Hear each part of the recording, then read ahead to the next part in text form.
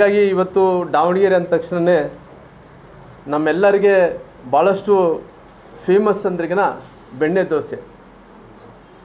ಆ ಬೆಣ್ಣೆ ದೋಸೆ ಒಂದೇ ಕುಟುಂಬಕ್ಕೆ ಸಿಗ್ತಾ ಇದೆ. ಯಾಕಂದರೆ ಮುಂಚೆ ತಾತ ಆದ ನಂತರ ಮಗ ಆದ ನಂತರ ಸೊಸೆ ಆದ ನಂತರ ಇವತ್ತು ಮೊಮ್ಮಗ. ಇದು ಒಬ್ಬರಿಗೆ ಅಂದರೆ ಒಂದೇ ಕುಟುಂಬಕ್ಕೆ ಬೆಣ್ಣೆ ದೋಸೆ ಸಿಗ್ತಾ ಇತ್ತಾಗಲಿ ಮತದಾರರಿಗೆ ಮಾತ್ರ ಬೆಣ್ಣೆನೂ ಸಿಗ್ತಾ ಇಲ್ಲ, ದೋಸೆನೂ ಕೂಡ ಸಿಗ್ತಾ ಇಲ್ಲ.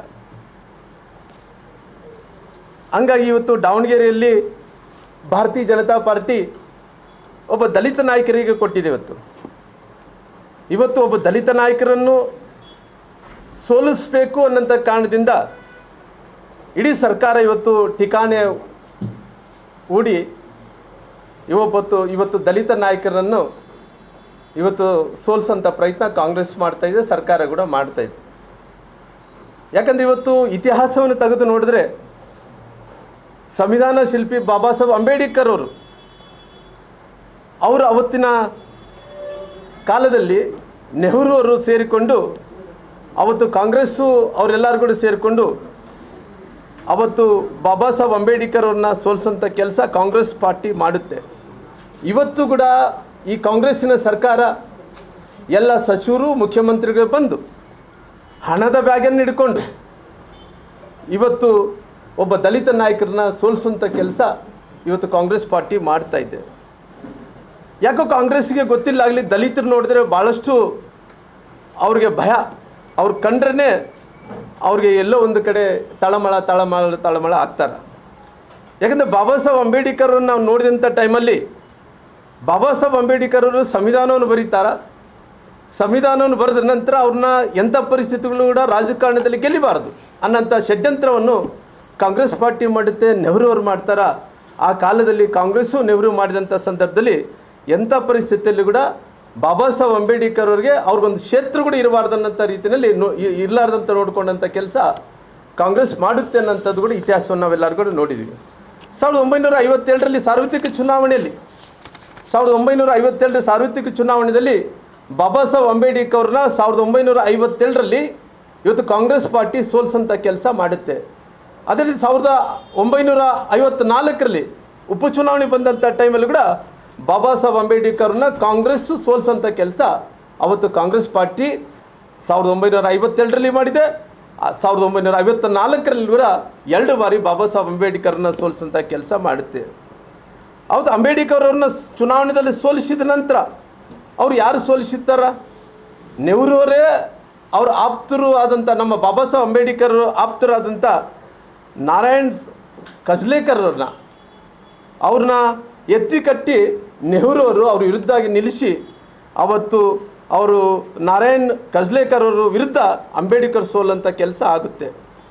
ಹಂಗಾಗಿ ಈ ಭ್ರಷ್ಟ ಕಾಂಗ್ರೆಸ್ ಸರ್ಕಾರ ಇತಿಹಾಸವನ್ನು ತೆಗೆದು ನೋಡಿದಂಥ ಟೈಮಲ್ಲಿ ಯಾವತ್ತು ನೋಡಿದ್ರು ಕೂಡ ಅಂಬೇಡ್ಕರ್ ಅವ್ರಿಗೆ ವಿರುದ್ಧ ಮಾಡಿದೆ. ಅದೇ ರೀತಿಯಲ್ಲಿ ದಲಿತರಿಗೆ ವಿರುದ್ಧ ಮಾಡೋಂಥ ಕೆಲಸ ಅವತ್ತಿನಿಂದ ಕೂಡ ಇವತ್ತಿನ ತನಕ ಕೂಡ ಭ್ರಷ್ಟ ಕಾಂಗ್ರೆಸ್ ಸರ್ಕಾರ ಮಾಡ್ಕೊತ ಬಂದಿದೆ. ಇದೊಂದು ಐತಿಹಾಸಿಕ ದಾಖಲೆಗಳಿದ್ದಾವೆ, ಇತಿಹಾಸದಂಥ ದಾಖಲೆಗಳಿದ್ದಾವೆ.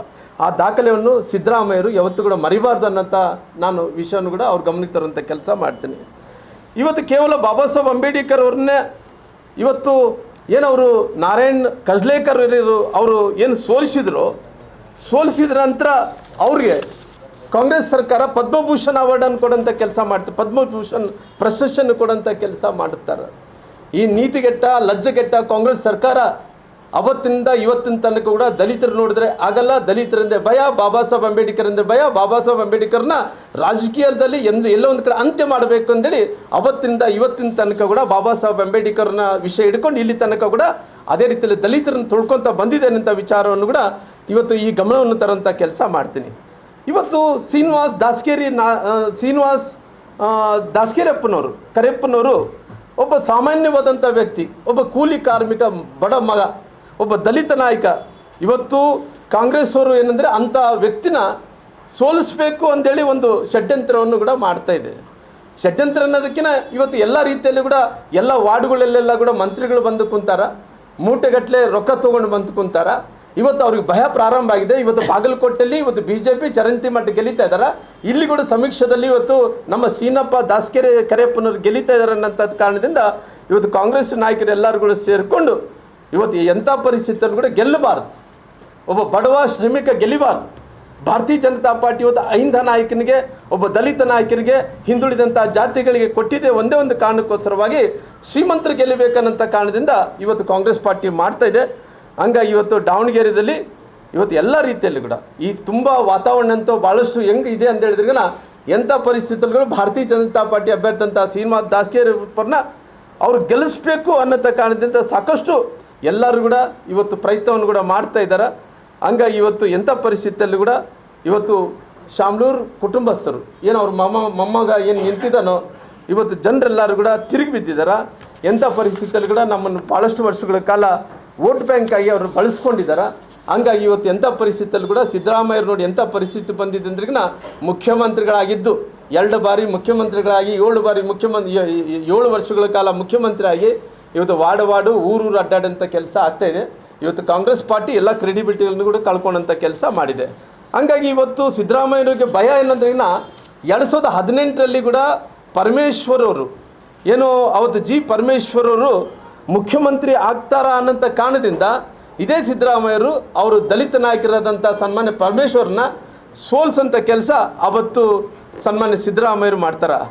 ಅದೇ ಶೈಲಿಯಲ್ಲಿ ಅವತ್ತು ಮುಖ್ಯಮಂತ್ರಿ ಆಗುವಂಥ ಸಂದರ್ಭದಲ್ಲಿ ಪರಮೇಶ್ವರನ ಯಾವ ರೀತಿಯಲ್ಲಿ ಸೋಲಿಸಿದಾರೋ ಅದೇ ರೀತಿಯಲ್ಲಿ ಸಿದ್ದರಾಮಯ್ಯ ಇವತ್ತು DK ಶಿವಕುಮಾರ್ ಅವ್ರುಗಳ ಎಂಥ ಪರಿಸ್ಥಿತಿಯಲ್ಲೂ ಕೂಡ ಕಾಂಗ್ರೆಸ್ ಪಾರ್ಟಿಯ ಅಭ್ಯರ್ಥಿಲಿ ಗೆಲ್ಲಬಾರ್ದು. ಕಾಲಚಕ್ರದಲ್ಲಿ ಅವತ್ತು ಸಿದ್ದರಾಮಯ್ಯರು ಮಾಡಿದಕ್ಕೋಸ್ಕರವಾಗಿ ಪರಮೇಶ್ವರ್ ಮುಖ್ಯಮಂತ್ರಿ ಆಗಬಾರ್ದು ಅಂತೇಳಿ ಇವತ್ತು ಅದೇ ರೀತಿಯಲ್ಲಿ ಕೂಡ ಇವತ್ತು ಮುಂದಕ್ಕೆ ಮುಖ್ಯಮಂತ್ರಿ ಆಗಬೇಕು ಅನ್ನೋಂಥ ಕಾರಣದಿಂದ ಇವತ್ತು ಶಿವಕುಮಾರ್ ಅವರು ಎಂಥ ಪರಿಸ್ಥಿತಿಯಲ್ಲಿ ಕೂಡ ಕಾಂಗ್ರೆಸ್ಸಿನ ಪಾರ್ಟಿನ ಅಭ್ಯರ್ಥಿಯನ್ನು ಗೆಲ್ಲಿಸಬಾರ್ದು ಅನ್ನೋಂಥ ರೀತಿಯಲ್ಲಿ ಎಲ್ಲ ರೀತಿಯಲ್ಲಿ ಕೂಡ ಅವರು ಪ್ರಯತ್ನ ಮಾಡ್ತಾ ಇದ್ದಾರೆ. ಅವರು ಎಲ್ಲ ಜನರೆಲ್ಲರೂ ಕೂಡ ಇವತ್ತು ನೋಡಿದಂಥ ಸಂದರ್ಭದಲ್ಲಿ ಅವರು ಎಲ್ಲ ರೀತಿಯಲ್ಲಿ ಕೂಡ ಅಂದ್ರಿಗಿನ ಭಾರತೀಯ ಜನತಾ ಪಾರ್ಟಿ ಗೆಲ್ಲಬೇಕು ಅನ್ನೋಂಥ ಕಾರಣದಿಂದ ಇವತ್ತು ಎಲ್ಲ ಸಾರಾಸಗಟವಾಗಿ ಕೆಲಸ ಮಾಡೋಂಥ ಕೆಲಸ ಕೂಡ ಮಾಡ್ತಾ ಇದ್ದಾರೆ. ಇವತ್ತು BJPಯ ಸಾಂಪ್ರದಾಯಿಕವಾದಂಥ ಮತಗಳು, ಇವತ್ತು ಸಿದ್ದರಾಮಯ್ಯ ವಿರುದ್ಧವಾದಂಥ ಮತಗಳು, ಕಾಂಗ್ರೆಸ್ ಮೇಲಿನ ಸಿಟ್ಟಿದ್ದಂಥ ಮತಗಳು, DK ಶಿವಕುಮಾರ್ ತಂತ್ರವಾದಂಥ ಮತಗಳು, ಎಲ್ಲ ಮತಗಳು ಸೇರಿ ಈ ಬಾರಿ ಕೇಸರಿ ಬಾವುಟ ಆರುತ್ತೆ. ಸೀನಪ್ಪ ದಾಸ್ಕೆರೆಪ್ಪರವರು BJP ಬಾವುಟನ ಆರಿಸೋಂಥ ಕೆಲಸ ಮಾಡ್ತಾರೆ. ಇಲ್ಲಿಂದ ಜನರು ಆಯ್ಕೆ ಮಾಡಿ ವಿಧಾನಸಭೆಗೆ ಕಳಿಸೋಂಥ ಕೆಲಸ ಮಾಡ್ತಾರೆ. ಇವತ್ತು ಕೂಡ ಇತಿಹಾಸವನ್ನು ಯಾರೇ ಏನೇ ತಪ್ಪು ಮಾಡಿದರೂ ಕೂಡ ಆ ತಪ್ಪು ಮಾಡಿದಂಥವ್ರು ಅದು ಉಣ್ಲೇಬೇಕಾಗುತ್ತೆ. 2018ರಲ್ಲಿ ಕೂಡ ಪರಮೇಶ್ವರು ಮುಖ್ಯಮಂತ್ರಿ ಆಗ್ತಾರೆ ಅನ್ನೋಂಥ ಕಾರಣದಿಂದ ಅವತ್ತು ಸಿದ್ದರಾಮಯ್ಯನವರೇ ಎಲ್ಲ ರೀತಿಯಲ್ಲೂ ಕೂಡ ಅವ್ರಿಗೆ ಬೇರೆ ಪಕ್ಷಕ್ಕೆ ಅಂದ್ರಿಗಿನ ಅವತ್ತು ಕುಮ್ಮಕ್ಕನ್ನು ಕೊಟ್ಟು ಎಲ್ಲ ಬಂಡವಾಳವನ್ನು ಹಾಕಿ ಅವ್ರು ಏನೇನು ಇನ್ಫ್ಲುಯೆನ್ಸ್ ಮಾಡಬೇಕು ಇನ್ಫ್ಲುಯೆನ್ಸನ್ನು ಮಾಡಿ ಅವತ್ತು ಪರಮೇಶ್ವರನ್ನ ಸೋಲಿಸೋಂಥ ಕೆಲಸ ಮಾಡಿದರು.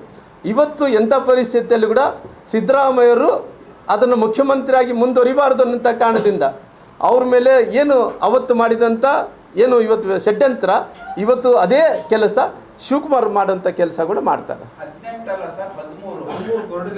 13 ಸಾರಿ 13 ಸಾರಿ 18 ಮುಖ್ಯಮಂತ್ರಿ ಆಗಿದ್ದರು, 13ರಲ್ಲಿ ಮಿಸ್ ಆಗಿದ್ರು. ಅಲ್ಲ, ಚುನಾವಣೆ ಮಾಡಬಾರ್ದು ಅಂದೇಳಿ ನೋಡ್ರಿ ಚುನಾವಣೆ ಮಾಡಬಾರ್ದು ಅನ್ನೋ ಹೇಳಕ್ಕೆ ಹೋಗಲ್ಲ. ಯಾಕಂದರೆ ಇವತ್ತು ದಾವಣಗೆರೆಯ ಬೆಣ್ಣೆ ದೋಸೆ ಭಾಳಷ್ಟು ಪಾಪ್ಯುಲರು, ಭಾಳಷ್ಟು ಫೇಮಸ್ಸು. ಅದೆಲ್ಲ ಕೂಡ ಒಂದೇ ಕುಟುಂಬಕ್ಕೆ ಸಿಗಬಾರ್ದು, ಒಂದೇ ಕುಟುಂಬದವ್ರು ಹೊಟ್ಟೆ ತುಂಬ್ಕೋಬಾರ್ದು. ಇಲ್ಲಿದ್ದಂಥ ಮತದಾರರು ಕೂಡ ಆ ಬೆಣ್ಣೆ ದೋಸೆಯನ್ನು ಅವ್ರು ಕೂಡ ಹೊಟ್ಟೆಯನ್ನು ತುಂಬ್ಕೊಳ್ಳೋಂಥ ಕೆಲಸ ಆಗಬೇಕಾಗಿದೆ. ಹೇಳಿ ಸರ್. ಅಲ್ಲ, ನಮ್ದೇನಂದರೆ ಒಂದೇ ಕುಟುಂಬಕ್ಕೆ ಎಲ್ಲವನ್ನು ಕೂಡ ಅವರೇ ಮಂತ್ರಿಗಳು, ಅವರೇ ಸಂಸದರು, ಅವರೇ MLAಗಳು ಎಲ್ಲ ಅವರೇ ಕುಟುಂಬಕ್ಕೆ ಇರಬೇಕಾ? ಬೇರೆ ಯಾರಿಗೆ ಅವಕಾಶ ಇಲ್ಲ? ಅಲ್ಲ, ಯಡಿಯೂರಪ್ಪ ಅವ್ರದ್ದು ನೋಡ್ರಿ, ಅದು ಬೇರೆ ಥರ. ಯಡಿಯೂರಪ್ಪ ಅವ್ರದ್ದು ಅವತ್ತು ಅವರು ಪಾರ್ಟಿ ಕಟ್ಟಿದಂಥವ್ರು, ಆ ಪಾರ್ಟಿಯನ್ನು ಬೆಳೆಸಿದಂಥವ್ರು.